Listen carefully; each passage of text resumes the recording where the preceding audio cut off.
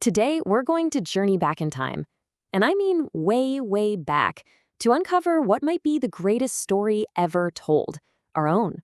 This is the epic 8 million year saga of how we, Homo sapiens, went from being just another ape in Africa to the species that would one day walk on the moon. All right, let's get into it. But you know what? Before we start at the beginning, let's jump to the absolutely incredible end of the story.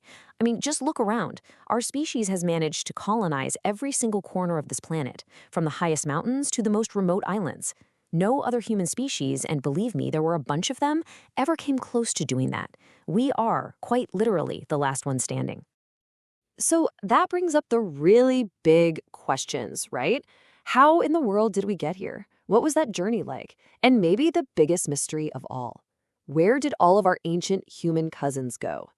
To even begin to find the answers, we have to rewind all the way back to the very first giant leap our ancestors ever took. And here's the kicker. That leap had absolutely nothing to do with big brains or fancy tools. Nope. The revolution that kickstarted our entire human story began with a really simple but fundamental change in how we moved. It all started with learning to walk. So our story kicks off in Africa, somewhere between 6 and 8 million years ago.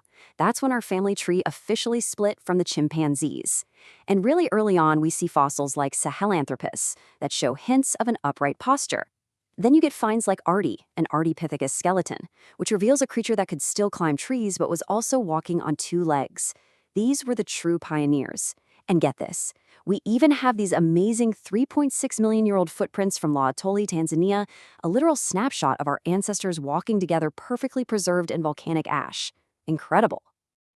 So this whole idea of bipedalism, it's the crucial adaptation. Walking upright might seem simple to us now, but back then, it was a total game changer.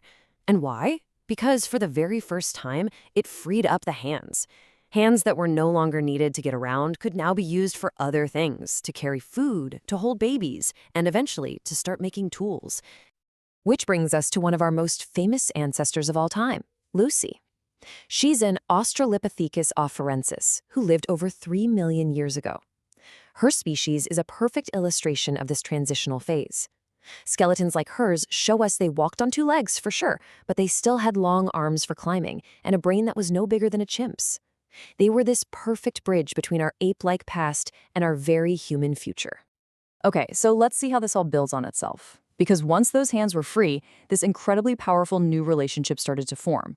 It was a feedback loop between making tools, eating new kinds of food, and growing a bigger, more complicated brain. Now this is where things get really interesting, because we're looking at an evolutionary crossroads. One group, the robust Paranthropus, basically doubled down on chewing. They developed these massive jaws and teeth to just grind away at tough plants. But our line, the early members of our own genus, Homo, well, they took a totally different path. They started using stone tools to get at new, high-energy foods. You know, these first simple stone tools, they weren't much more than just broken rocks, but they were a revolutionary piece of technology. You could use them to smash open bones and get to the rich, fatty marrow inside, which is an incredible source of calories. This was the high-octane fuel our ancestors desperately needed to power a very, very expensive organ, a growing brain. And with this brand new diet, a whole new kind of human shows up on the scene around 1.8 million years ago, Homo ergaster. Taller, more slender, with long legs that were perfect for walking and running across the savanna, and a brain that was way bigger than anything that had come before. This is the point where our ancestors really start to look a lot more like us. And this chart just shows that feedback loop perfectly. I mean, look at that dramatic growth. Better tools meant better food. More meat, more marrow. That high-energy food fueled brain growth.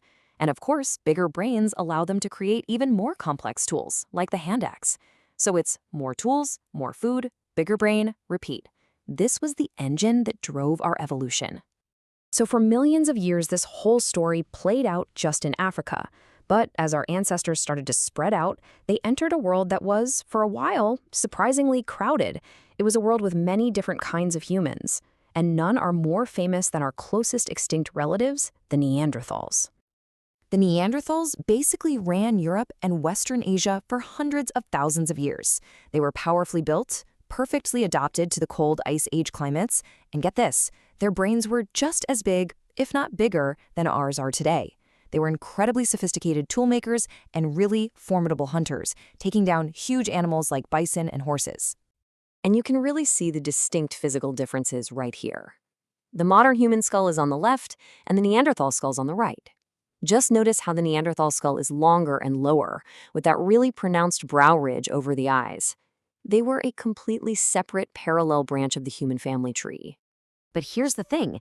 They weren't the brutish cavemen you see in old cartoons. We have solid evidence, like this burial you see here from Kabar Cave, that they intentionally buried their dead. Just stop and think about what that implies. It implies grief, care for one another, and some capacity for symbolic thought, a spark of a very familiar humanity. The Neanderthals were a hugely successful species that survived for a very, very long time. But then, a new human arrived on the scene, coming out of Africa, a species that was about to change the world forever. Us. And the genetic and fossil evidence on this is crystal clear. Every single person alive today is a Homo sapiens, and all of us can trace our ancestry back to a single population that emerged in Africa somewhere around 200,000 years ago. What happened next is one of the most dramatic stories in all of prehistory. Our species expanded out of Africa, and for a while, we actually coexisted with our cousins like the Neanderthals. But then, they all vanished, and only we were left. Why?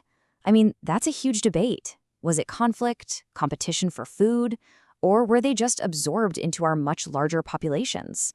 The truth is, we still don't know for sure. The sheer speed of our expansion was just breathtaking. I mean, think about it. After millions of years of slow, gradual evolution, mostly in one continent, our species just exploded across the entire planet in what is truly an evolutionary blink of an eye, reaching places like Australia by at least 45,000 years ago. And this is where that journey of rapid expansion ultimately leads. From those first tentative steps on the African savanna to building entire cities up in the clouds, everything we think of as civilization is really just the final, very, very short chapter in this much, much longer book of our origins. Which leaves us with the ultimate question, doesn't it? For most of human history, the Earth was home to several different kinds of humans, all living at the same time. And now, there's just one. Why us? What made our species the last one standing? Was it our technology, our language, our ability to cooperate? Or maybe were we just plain lucky? That's something to think about.